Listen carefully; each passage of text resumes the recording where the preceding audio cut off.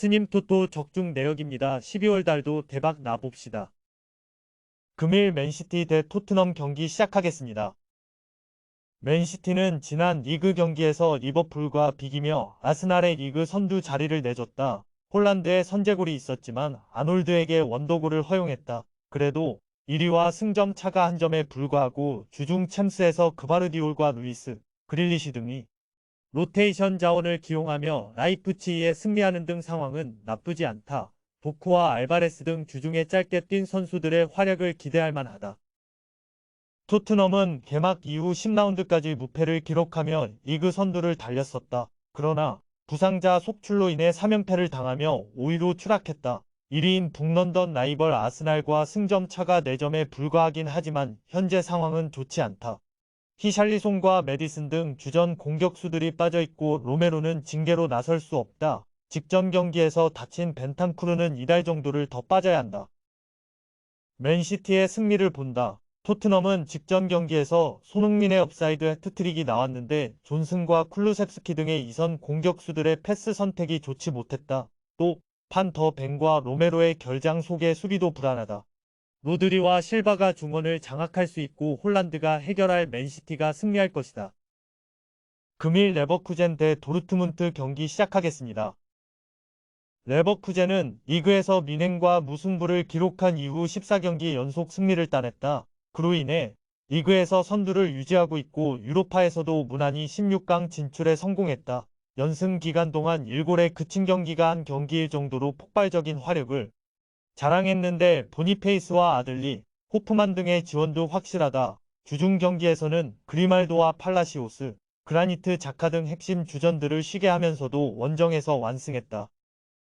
도르트문트는 리그에서 다소 부침을 보이며 4위에 위치해 있다. 그러나 주중 열린 밀란 원정에서 루이스와 바이노기튼스, 아데에미의 연속골이 터지며 승리했고 죽음의 조에서 챔스 16강 진출을 확정했다. 원정 고전을 털어낸 것도 인상적이었는데 사비처의 중원 존재감이 대단하고 엠네 찬이 탄탄한 수비로 팀의 중심을 잡고 있다.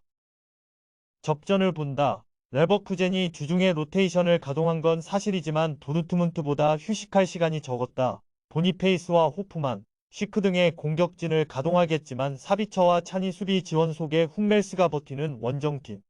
수비를 쉽게 넘어서긴 어렵다. 90분 내내 접전을 펼칠 두 팀이 승점을 나눠 가질 것이다. 금일 사수올로 대 AS 로마 경기 시작하겠습니다. 사수올로는 지난 라운드 원정 경기에서 엠폴리에 승리했다. 슈퍼스타인 이태리 국대주전 공격수 베라르디의 멀티골이 터졌고 피나몬티와 엘리케 등의 골도 나왔다.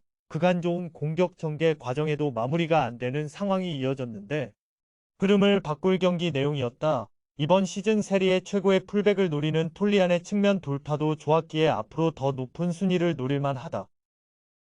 로마는 인테르 원정 패배 이후 라치오와 우디네세 등 수비가 좋은 팀을 상대로 무패를 기록하며 세리에 선두권 추격에 나섰다. 유로파에서는 조 2위로 플레이오프 이상을 확정지었는데 강팀답게 여러 대회에서 모두 성적을 내고 있다. 벨기에 대표팀을 통해 반등한 루카쿠가 절정의 골감각을 보여주는 데다 펠레그리니가 돌아온 중원도 활력을 띠고 있다.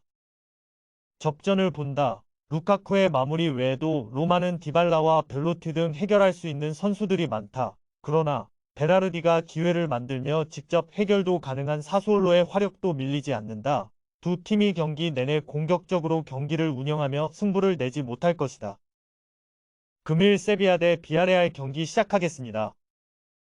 세비야는 이번 시즌 에레디비지의 아약스, 리그앙의 랑스와 더불어 유럽에서 가장 출발이 좋지 않았다. 워낙에 슬로 스타터 기질이 강한 팀이지만 다른 팀들이 모두 반등한 것과 달리 전혀 올라오지 못하고 있다. 주중 경기에서는 선제 두 골을 넣고도 호벤에 패하며 챔스 16강 진출에 실패하기도 했다. 하드파울을 일삼은 선수 2명이 퇴장당하는 악재가 있었다. 라모스가 돌아오며 수비 안정을 찾을 것으로 보였지만 페르난두와 소우의 중원 영향력이 아쉽다. 비아레알은 최근 좋은 흐름으로 돌아섰다. 리그 재개 경기에서는 난적 오사수나를 완파했고 주중 유로파 경기에서는 파나시나이코스를 잡고 최소 플레이오프행을 확정했다. 브레레턴이 부진하긴 하지만 바에나와 모랄레스, 모레노 등이 기회를 잘 골로 연결 중이고 코메사나가 파레오의 중원 부담을 덜어줬다. 접전을 본다. 최근 흐름에서는 연승에 성공한 원정팀이 나은 게 사실이다. 그러나 비아레알은 이번 시즌 내내 원정 성적이 나오지 않기에 세비야가 홈에서 경기 흐름을 주도할 수 있다. 단, 센터백 라모스와 풀백 나바스가 나란히 징계로 결장하는 세비야기의 수비 부담이 크다. 페드로사와 아쿠냐 등이 공격적으로 침투하기 어렵고 두 팀이 승점을 나눠 가질 것이다. 금일 나폴리 대 인터밀란 경기 시작하겠습니다. 나폴리는 주중 원정에서 레알에 패했지만 브라가가 승점 한 점 추가에 그쳤기에 2위를 유지하며 챔스 16강 진출에 유리한 고지를 점령했다. 13일 홈경기에서 패하지만 않으면 16강에 갈 수 있다. 감독 교체 이후 1승 1패를 기록 중인데 두 경기 모두 멀티골에 성공했고 레알 상대로는 선제골도 나왔다. 돌아온 오시멘과 함께 라스파도리와 엘마스 등이 교체로 들어오며 본인의 역할을 잘해주고 있다.